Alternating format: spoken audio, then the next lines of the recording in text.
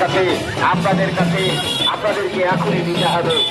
৭৭ করিমপুর বিধানসভার বিজেপি মনোনীত প্রার্থী মাননীয় সমরেন্দ্রনাথ ঘোষ মহাশয়ের সমর্থনে আপনারা দেখতে পাচ্ছেন যে ঘূর্ণান্ত শোভাযাত্রায় বিপুল পরিমাণে মানুষের আয়োজন সৃষ্টি করেছেন।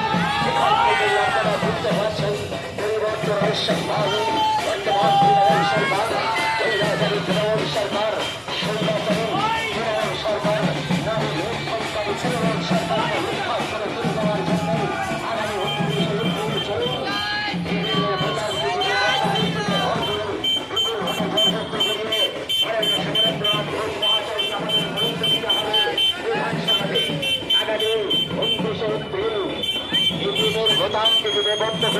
ভোট দিয়ে মাননীয় সমরেন্দ্রনাথ ঘোষ মহাশয়কে আমাদের পৌঁছে দিতে হবে। বিধানসভাতে অঙ্গীকার করুন। এলাকার আপামর জনসাধারণকে ভারতীয় জনতা পার্টির পক্ষ থেকে আমরা বিনম্রভাবে আবেদন জানাই, পরিবর্তন যাত্রায় আপনারা সামিল হবেন। বর্তমান সরকার যে স্বৈরাচারী সরকার, সুজন পোষণের সরকারকে উৎখাত করে ফেলে দেওয়ার জন্য এলাকার সমস্ত সুবুদ্ধি সম্পূর্ণ মানুষকে ভারতীয় জনতা পার্টির পক্ষ থেকে আমরা বিনম্রভাবে আবেদন জানাই, আপনারা আগামী 29